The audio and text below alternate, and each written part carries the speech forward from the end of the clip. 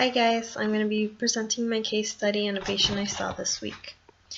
So this was Mr. DR. He is a 67-year-old Caucasian male. He presented to the hospital with headaches and altered mental status. The headache began yesterday and has progressively gotten worse. Mrs. DR is the patient's wife, and she's giving all the details as the patient is very confused at this time. Per the wife, the patient has a long history of hydrocephalus since he was 16 of unknown cause with multiple VP shunts. Initially, the patient was seen at another facility where his neurosurgeon usually sees him, but the surgeon was out of town, so he was transferred to this facility for specialty care by neurosurgery. Past medical history of this patient includes hydrocephalus, seizures, meningitis, CVA in 2016, and an aneurysm that was clipped in 2017. His past surgical history includes multiple VP shunt placements and revisions, bilateral knee replacement, a hernia repair, and that aneurysm clipping. The patient is allergic to fentanyl, Demerol, and Bactrim, as well as garlic. The patient's home medications include Keppra 500 mg BID PO, carbamazepine 400 mg PO BID for his seizures, and Depakote 500 mg PO BID for his seizures as well. And he takes oxycodone 5 mg PO Q3 hours for pain, but hasn't taken any in the last 2 days. Social history: this patient lives in New Mexico with his wife Laura. He was a scientific researcher, but he is now retired. He denies using any alcohol, any smoking, or any drugs. As far as family history, we were unable to obtain it at this time as the wife is not aware of any family causes of death or family diseases. Review of system. Constitutional: the patient denies any fever, chills, or unintentional weight loss. The patient denies blurred visions or visual changes. ENT: patient denies any ear pain, discharge from the ears, runny nose, or sore throat. Cardiac-wise, the patient denies any chest pain or palpitations. Respiratory: the patient denies shortness of breath, dyspnea, or cough. GI: the patient denies nausea, vomiting, or diarrhea. GU: the patient denies dysuria, difficulty urinating, or hematuria. Musculoskeletal: the patient denies painful joints or muscles. Skin-wise, he denies any sores, lumps, or rashes. Neuro-wise, the patient does complain of a headache, and the wife states that he is confused and not as coherent in his mentation, but denies any dizziness, no seizure-like activity. And psych: the patient denies feeling depressed or anxious. Physical exam. Under physical exam, generally the patient appears slightly confused but pleasant. He is well groomed and calm. Vital signs are blood pressure 184 over 99, respirations of 16, temperature of 36.4. He is 98% on room air. HENT: the head is normal cephalic. There's a large incision across the back of the head, on the occipital region of the head. Status post the VP shunt placement that he had recently. The patient is bald and the scar is intact. There's staples and they're intact. There's staples in place. The eyes are bilateral symmetrical. Perla, the sclera is white. The ears on inspection were both symmetrical. The TMs are pearly white. No erythema noted. No CSF leakage noted. The nose is patent with no drainage noted either. The throat and mouth the oral mucosa is dry and pale but intact. Respiratory-wise, the chest expansion is symmetric. The trachea is midline. Breath sounds are clear on auscultation to all lobes. No wheezing, crackles, or stridor was noted.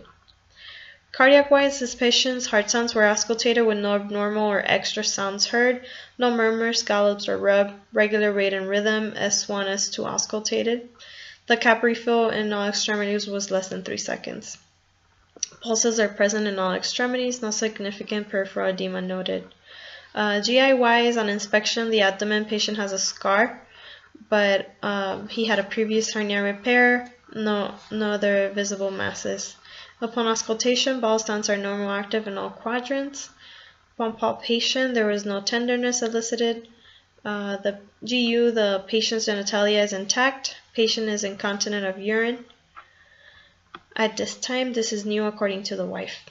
Neurowise, the patient is awake and alert but confused. His GCS is 6 with the eye movement of 4, verbal 4, and motor skills 6. He can answer simple questions and he is alert and oriented to self only. DTRs are 2+ and equal bilaterally to all extremities. Babinski is negative, unable to test cranial nerves as the patient is confused and is not really able to do these exams. The skin is warm to touch, no masses or lumps noted. Psych-wise, the patient is confused but pleasant and making jokes.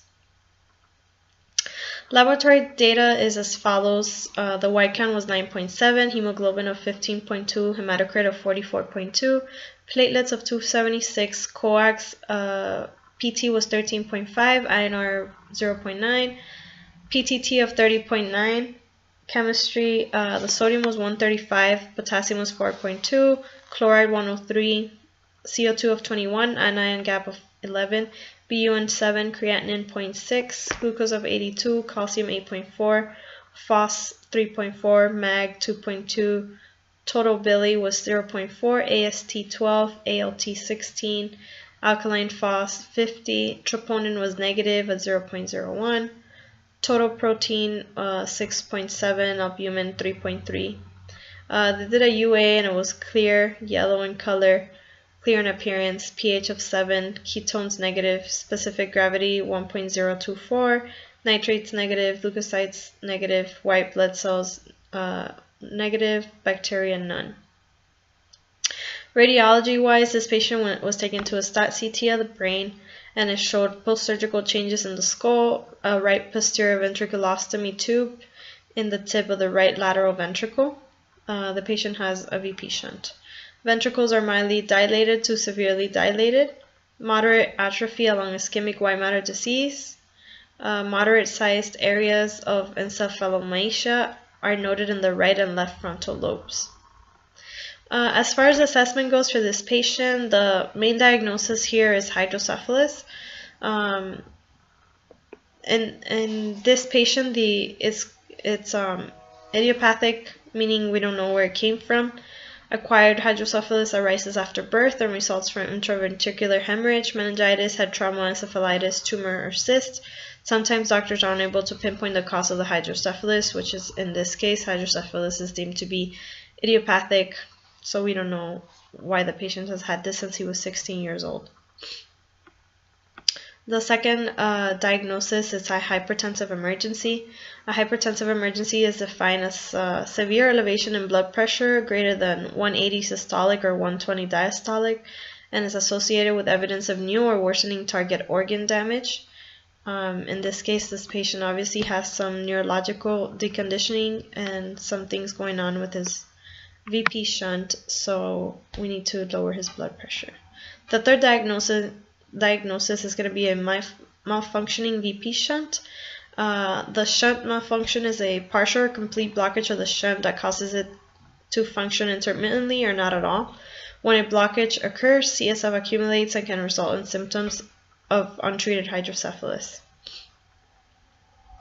So the plan is for this patient to be admitted to the ICU. The neurosurgeon will be seeing this patient and he'll consider either a new VP shunt or a temporary EVD, external ventricular device.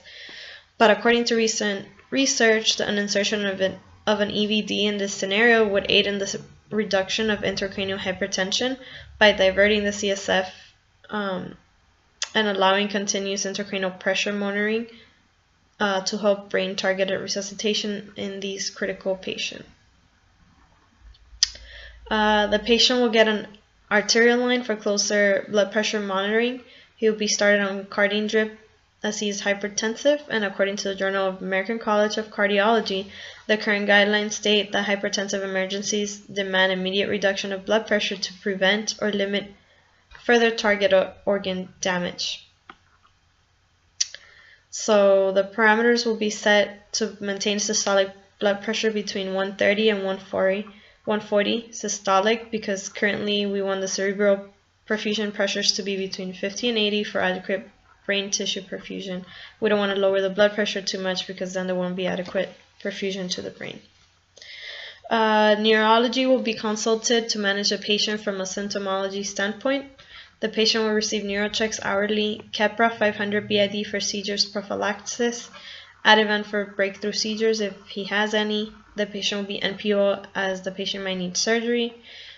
He will get morning labs to include CBC, CMP, magnesium, phos, PT, PTT, and INR. He'll be getting normal saline for IB hydration at 75 mL an hour. This will also help increase his sodium and therefore aid with any cerebral edema that might be going on. Electrolytes will be replaced as per ICU replacement protocol. Physical therapy will also be ordered in addition to case management for discharge planning. DVT and PUD prophylaxis with Pepsis and SCDs only at this time. No anticoagulants until cleared by neurosurgery tomorrow morning. The plan of care was discussed in detail with the patient and the patient's wife at bedside. All questions were answered to her satisfaction. Thank you.